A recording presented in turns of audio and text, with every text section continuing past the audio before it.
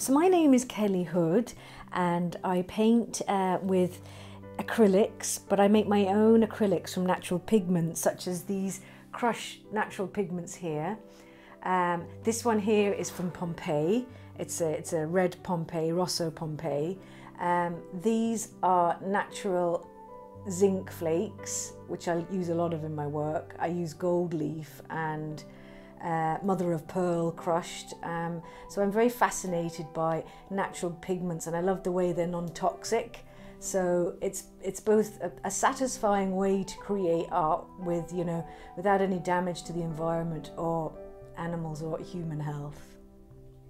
Yeah, so I think I started drawing since I was about 5. I remember my mum drawing a mouse and I was totally in awe with the magic of the line work, and I thought, wow, this is magic, I really want to be a part of this.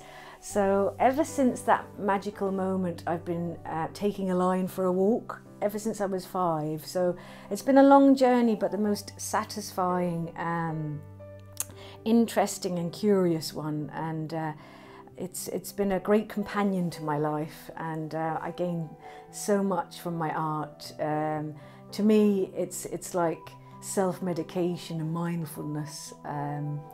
It's a wonderful journey. Yeah, well, my main inspiration was I was born in South London, and I would say that Irish life has shaped the art I make, because when I came here, I wasn't very used to the natural environment. I wasn't aware of cows or farm life, and so we came home to my mum's homeland of Ballydavid in the Dingle Peninsula, and I was fascinated with my grandmother's dairy farm, and she used to milk the cows by hand, and it was just, I fell in love. I was like, this is so magical. So that's when my love for cows first of all came into my life, and it's been a lifelong passion ever since. But I think that was fundamentally I suppose the main inspiration for my journey, and I'm trying to think, yeah, it was just incredible. And I suppose coming from London, I had a different, fresh set of eyes, and I could really see the beauty of these amazing animals, and that they give so much through their milk and their butter, and I didn't have that influence when I was living in London, so it was like a magical environment to be a part of when I came over to Ireland. So yeah, it was pretty amazing. My family heritage on the Hood side, it's quite interesting, and I only found this out recently, they were involved in London in the 1940s. They looked after the fruit and veg for the country.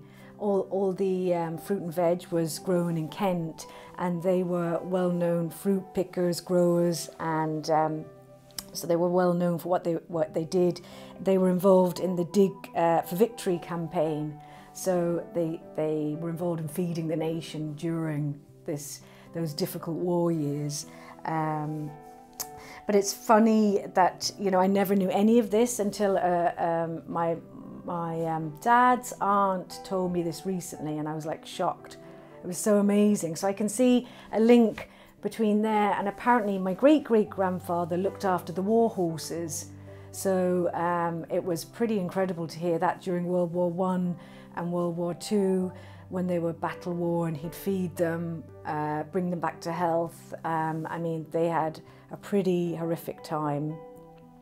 And I didn't realise this other kind of link as well, so I suppose it kind of, yeah, I suppose there's obviously been a kind of link in my family line that loves animal welfare and the natural world, so to find that out recently was quite magical, really. So yeah, so it's a really nice thing to know. I would say I'm quite inspired by Beatrix Potter. Yeah, I found her life story to be quite inspirational. She was always wandering around the moors, and she was always looking at the hares and the bugs and the rabbits, and she brought them to life when really no one had any interest in these little characters in the countryside. And she was up against a lot because she was a woman, and it was a very different time back then. And but she also had a vision, and she did a lot of great work in the Lake District. She bought up a lot of land with her wealth to save the countryside, and she was a really inspirational person. And yeah, I find her one of my big inspirers really in my work. And yeah, her work is amazing, and how much joy it's brought to so many children. You know, it's an incredible legacy that she's left, and often I find she's someone who's quite overlooked. That's a hard one. You have to have the passion for the art. You have to have the passion for the creativity. For me, it's been a long road, but I've been at it since I was 5. But in my heart, I always knew that's what I wanted to do. It probably was one of the only things I was quite good at. So I always had that passion. I found that art never left my side, and I also never left its side. And we came together on this journey. And I feel if someone is creative or is passionate about art, or drawing, or any of the arts, that you just have to have the faith in your journey. You must follow that inner ding inside you to keep going, and having faith that, you know, like you have a gift to share with the world. That's the way I look at it, and we all have these inner gifts, and it's such a shame when we are taken off our paths and we don't actually get a chance to share our gifts, because a lot of people need creative work in their lives. They need that inspiration and joy, and so we both need each other. Society needs the culture, and the artist needs society so when the two meet, amazing things happen, and it can be a huge transformative process for both the individual and the artist or creator, and I think they both go in hand, and yeah, that you really have to keep a strong hold of the path. And it's not an easy path by any means. Like, my road has been very difficult, but you know, if I would change anything in my life, no, I wouldn't. I keep pursuing this path because I'm passionate about it, and yeah, you have to keep following the dream. If you believe it in your heart, and if you really live it, you know, it can only come true. So that's my tip, I suppose, is just keep the faith, keep going, and always think about other people, how you're going to, you know, affect them, and how your art can transform and bring them joy in their lives. Yes, as I was saying, it's been a long journey. So for years I was saving for my studio, and I eventually saved enough to have a studio. And so I got the studio built in about 8 years ago now, and it's a small little showroom, but it's just the right size for me. I have all my paints, my canvases, and it's like my, you know, my man shed. That's where I go to have fun and create. It's just a little space where I can be me and create. It's almost like my little magical den where I'm just me on my own, and in the process of creating artworks. Oh yes, having the space gives me that private space of no interruption, no one annoying me, no one interrupting me. It's just my mindful space where I go to create. It's almost like I'm a shaman. When I'm in that space in my studio, I will channel the creative source, and you know, whatever I'm inspired to do, I go with. And yeah, so I have that private space to create the works, and it's very nurturing for me, and I wouldn't be without it.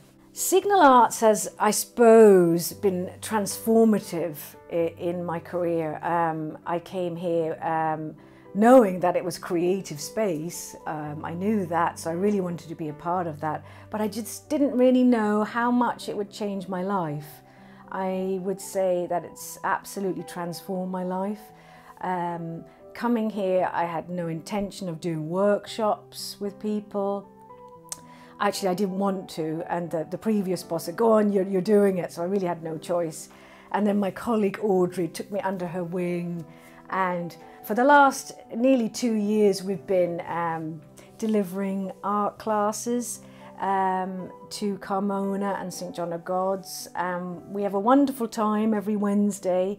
We have a full art workshop here, and it's the most joyful time. I really have to say, I have so much fun. I've met some wonderful people, and we just have a bit of fun creating and crafting here on a Wednesday. So it's like a little fun, sacred space where we just have so much fun, and everybody can just relax and be themselves and just have fun with art. And so I never would have thought I would have been able to do that. I suppose I wouldn't have had the confidence, but because it's such an open environment and you're encouraged to try different things, I guess I just went for it, and I really loved it. It's something I never knew I would enjoy so much, and it gives me more than I think the students get from it, you know. It's just a lovely experience. And so that's one wonderful opportunity I've had here in Signal. Another one is I get to show my work through different exhibitions that are run throughout the year. And I'm coming up to my solo show, and I haven't had a solo in 9 years. It's a long time. And so I was encouraged to do a solo show when I started here, and I said, okay, I'll give it a go. And now I've been working on the work for the last 1.5 years, so I'm ready to show a body of new work. And this new work has colour in the work, whereas before I always worked in black and white. I was always fascinated with the chiaroscuro method of painting, which you would know from artists like Caravaggio. And since I had my little boy Jake, I started painting in colour. So it's been really transformative, and it just shows you how much I've changed. And I guess working in Signal has enabled me that time to create and express in a new way. So yes, it's been an amazing experience. I've also done a course called TAP, which allows me to take residencies in schools and go out and share the joy and beauty that is creating art to the schools, which I can really see is so badly needed. When I go into schools, I feel like the kids are just relaxing, going, yay, let's have some fun. So I can definitely see how powerful and transformative it is, and it's so badly needed in the curriculum. So yeah, from that I also did a community arts program as well, and it opened me up to a whole new sphere of how arts in the community can be an amazing factor for healing in the community, and transformative, and it can be so many good things for society. So I've been involved in Patrick's Day parades, culture nights, and I can see with my own eyes how important it is, and how we all benefit for such amazing collaborations that we do here in Signal Art. So it's an amazing space, amazing gallery venue. So if you're interested, call in. We're open 7 days a week. We have wonderful exhibitions every fortnight. So, you know, there's lots to see and do here.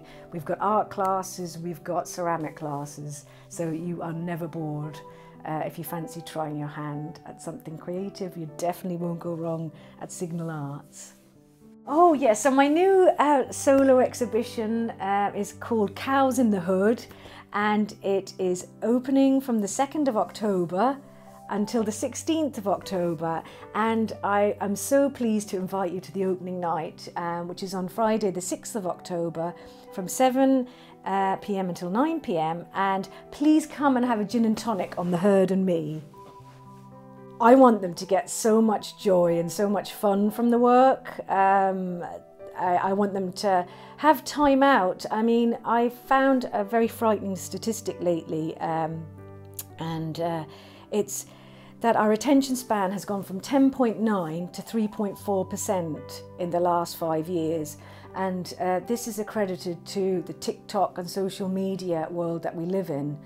So this really scared me, and I really feel how important it is for us to take time out and go into cultural spaces like Signal Arts, like an art gallery, and just take time out and for yourself and just enjoy something different, like a nice art exhibition, and enjoy the paintings and connect with them and have a bit of time out from our, you know, busy lives and our social media. And so that's really drilled home to me, the fact how powerful cultural spaces are and art exhibitions, just in allowing you some time out, and just don't be another statistic. You know, it's kind of frightening, and for your own well-being, I urge you all to get out and partake in a bit of art, you know. I suppose one of my favourites would be this piece here. This is called Heads of Steak. And yeah, these are all bulls, and you know, bulls are sadly in decline, and we've a lot of our native bulls seem to be on the verge of extinction.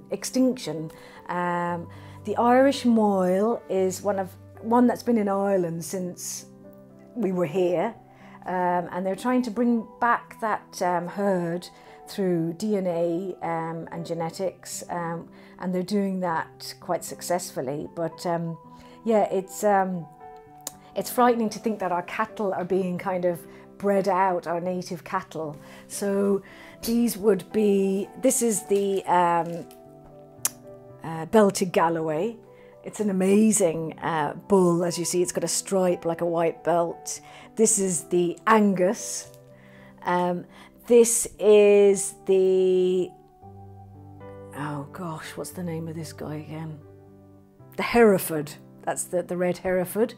This is the Charleroi. I eat them, I wear them, I paint them. So I just have a touch of mad cow disease. Yeah, I'm very connected to the Tuatha Dé Danann and Irish. I was always mad into Irish mythology and Celtic folklore, and I suppose being raised down in Dingle, you can't escape the fairies. So I've always been interested in cattle, and they're linked to the fairies and they're linked to the Tuatha Dé Danann, and also in, you know, have you heard of the River Boyne, which is, that's named after the goddess Boann. And Boann was the cow goddess who was revered in Druidic times. So the cow was at the heart, at one time in our culture, was at the heart of our culture, and very held in high esteem as a powerful, magical being. And I just find that very interesting. And I find them, when you look at them, they have this spiritual awareness or that spiritual energy about them, and they're just so unassuming, and yet they have that kind of power. They give us milk, they give us butter, they give us meat, you know, they're constantly giving, and I think that's pretty amazing, you know. They're always serving us as humanity. And I guess for this show I've been thinking about why don't we put them at the forefront? So my work has turned and looked at selfie culture, and let's put the cow in the picture instead of us, and let's think about what they would do, or you know, just take things away from humans for a while, and let's have a look at a different perspective. And at the same time, I've sent them on a tour of the country. So they're going to do some photo bombing in some really nice attractions of our beautiful country. And so my love for nature and my love for cows meets, I suppose, in this exhibition, and the two become one, and they enjoy their Moose Selfie tour of Ireland. And yeah, they're pretty special, I think, these characters, and I hope they inspire and engage when you meet them, when I have the exhibition.